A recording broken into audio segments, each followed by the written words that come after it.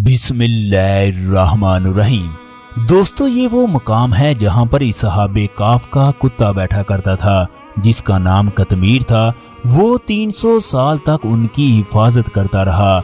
उसकी इस कदर खौफनाक शक्ल थी, अगर कोई भी इस जगह आने की कोशिश भी करता तो उस पर इस कदर हैबत तारी हो जाती, वो दोबारा इसकी तरफ पलट कर भी नहीं देखता। उस वक्त ये वीरान जगह थी। आज भी इस जगह पर ना ही ठंड है और ना ही गर्मी है। दोस्तों, इस जगह इस कदर सुकून है जिसको लफ्जों में बयान करना इंतहाई मुश्किल है। ये इस जगह इसहाबे काफ 300 साल तक सोते रहे। फरिश्ते इस जगह आकर उनकी करवटें बदलते। अल्लाह अकबर। वो लोग किस कदर बाबरकत थे। अल्लाह तबारक व तआला उन पर करोड़ों रहमतें नाज़िल करें। 300 साल तक इस गार में सोए रहना, ये अल्लाह तबारक व तआला की तरफ से किस कदर बड़ा मौजज़ा है। इस गार के अंदर सहाबे काफ की 3 कब्रें हैं। ये वो कब्रें हैं जिसके अंदर तमाम लोगों की हड्डियों को जमा करके दफन कर दिया गया।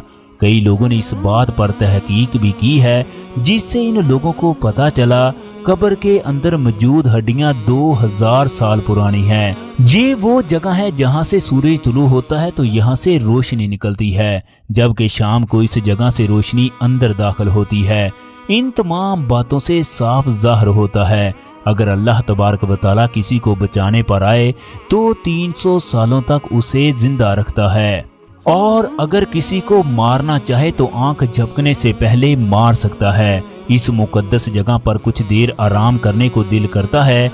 इंसान इस जगह पर आकर तमाम गम और तकालीफ और परेशानियां भूलकर किसी दूसरी दुनिया में खो जाता है। इंसान आंखें बंद करके वो लम्हात याद करता है जब इस सहाबे काफ 2000 साल पहले इस जगह लेटे थे तो क्या मंजर होगा।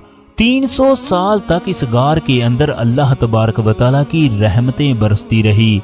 अल्लाह तबारक व तआला के फरिश्ते इस जगह पर आते रहे। अल्लाह तबारक व तआला तमाम मेरे देखने वालों को यहाँ की ज़ियारत नसीब फरमाए। आमीन।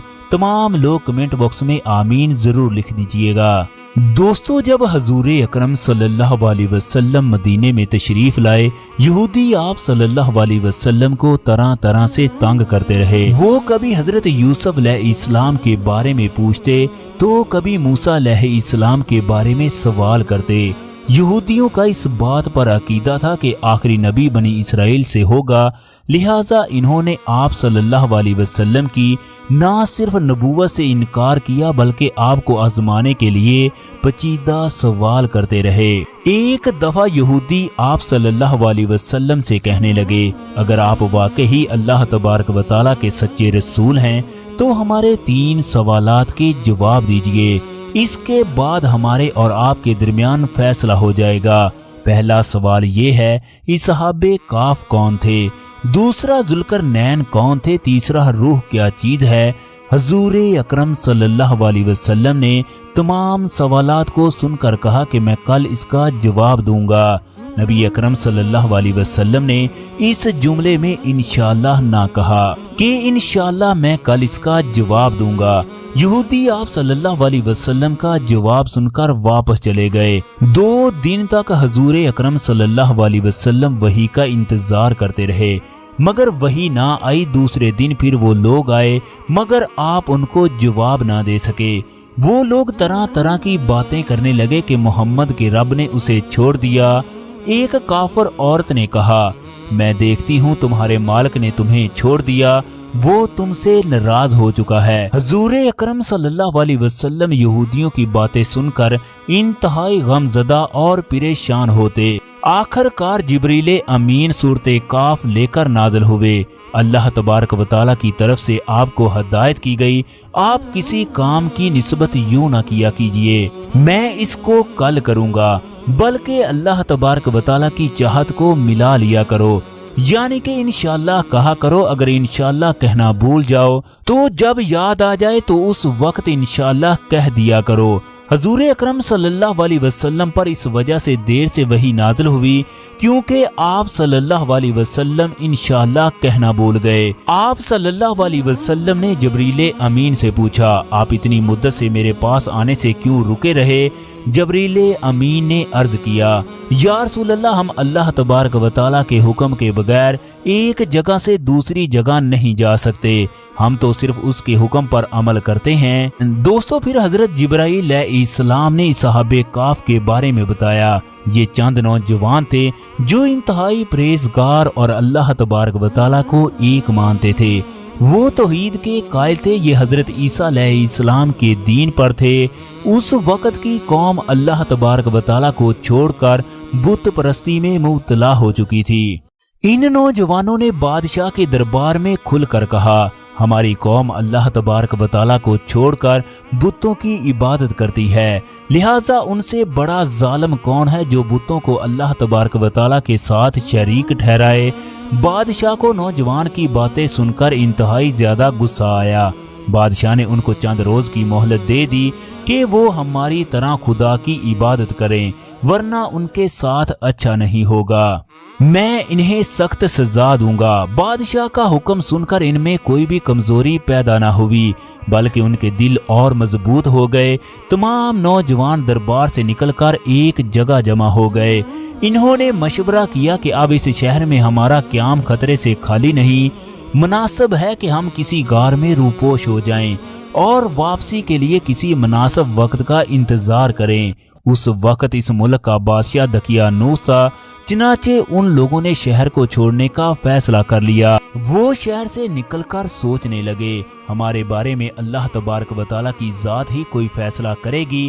دوستو یہ کوئی عام نوجوان نہیں تھے، بلکہ شہر کے امیر ترین لوگ تھے۔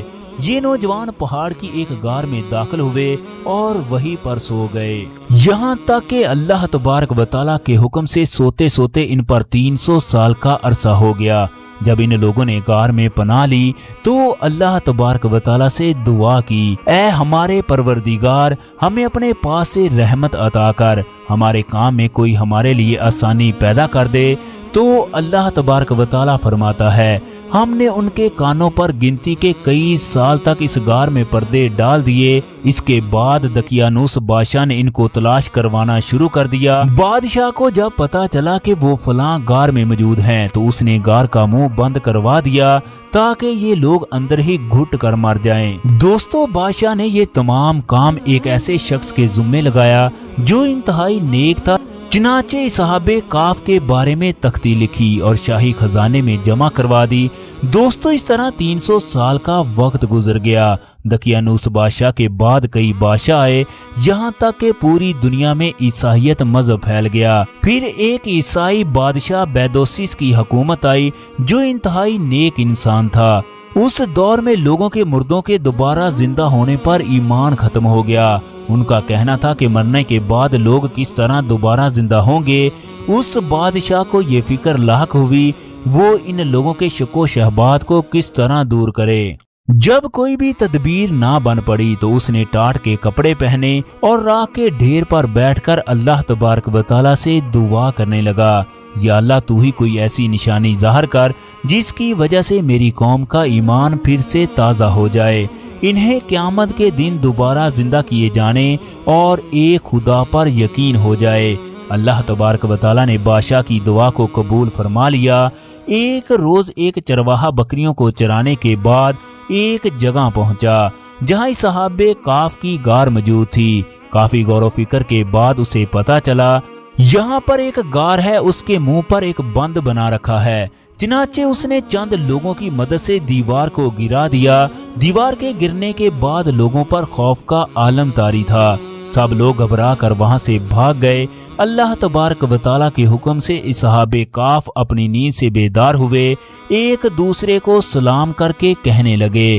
اپنے ایک ساتھی کو بازار میں کھانا لانے کے لیے بھیجا۔ جب وہ بازار میں پہنچا تو وہ حیران تھا، ہر طرف اسلام کا چرچا ہے، لوگ اعلانیہ طور پر حضرت عیسیٰ علیہ السلام کا کلمہ پڑھ رہے ہیں۔ چنانچہ اسی کشمکش میں نوجوان نے کھانے کے عوض اپنے زمانے کے سکے دکاندار کو دیے۔ دکاندار نے جب سکے دیکھے تو اس کو نوجوان پر شک ہوا کہ اس کے ہاتھ کوئی پرانا خزانہ لگ گیا ہے۔ دوستو چنانچہ دکاندار نے چند لوگوں کی مدد سے اس کو پکڑ کر سپاہیوں کے حوالے کر دیا۔ سپاہیوں نے اس سے پوچھنا شروع کر دیا، تمہیں یہ سکے کہاں سے ملے ہیں؟ یہ سکے تو 300 سال پرانے ہیں۔ نوجوان نے کہا کہ میرے پاس کوئی خزانہ نہیں، یہ پیسے میرے اپنے ہیں۔ نوجوان نے پوچھا پہلے مجھے تم لوگ دقیانوس بادشاہ کے بارے میں بتاؤ۔ سپاہیوں نے کہا کہ اس نام کا بادشاہ تو موجود ہی نہیں، 300 سال پہلے اس نام کا بادشاہ گزرا ہے جو خدا کا نافرمان تھا اور وہ بت پرست تھا۔ یہ سن کر نوجوان پریشان ہو گیا۔ میں اور میرے ساتھی کل ہی اس شہر سے گئے تھے۔ نوجوان نے سپاہیوں کو سارا واقعہ بیان کیا۔ میرے ساتھی ابھی بھی غار کے اندر موجود ہیں۔ چنانچہ تمام لوگ غار کی جانب چل پڑے۔ اصحاب کاف کو جب غار کے باہر شور و گل سنائی دیا تو وہ سمجھ گئے کہ دقیانوس بادشاہ اس جگہ پہنچ چکا ہے۔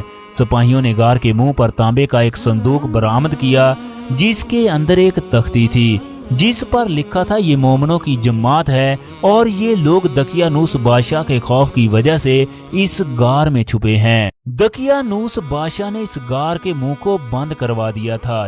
اس واقعے کی اطلاع بیدوسیس کو کی گئی۔ وہ اپنے علماء اور عمرہ کے ہمراہ اس جگہ پہنچا۔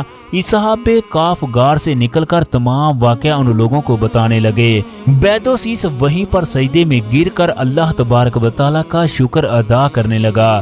اس کے بعد تمام لوگوں کو موت کے بعد زندہ ہونے کا یقین ہو گیا۔ دوستو، اصحاب کاف نے بادشاہ کو دعا دی اور غار میں واپس چلے گئے اور دوبارہ سو گئے۔ اسی حالت میں ان کی روح جسم سے پرواز کر گئی۔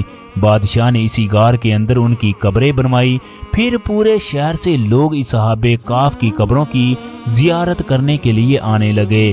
دوستو، اس طرح یہ اللہ تبارک و تعالیٰ کا بہت بڑا معجزہ ہوا جو پوری دنیا کے لیے اللہ تبارک و تعالیٰ کی ایک بہت بڑی نشانی ثابت ہوئی۔ اصحاب کاف کی تعداد کے بارے میں مختلف لوگوں کی مختلف رائے ہیں۔ کسی نے کہا 5 تھے، کسی نے کہا 6 تھے۔ علماء کے نزدیک ان کی تعداد 7 تھی، جبکہ 8واں ان کا کتا تھا۔ اللہ تبارک و تعالیٰ نے ان کی تعداد کے بارے میں بات کرنے سے منع کیا۔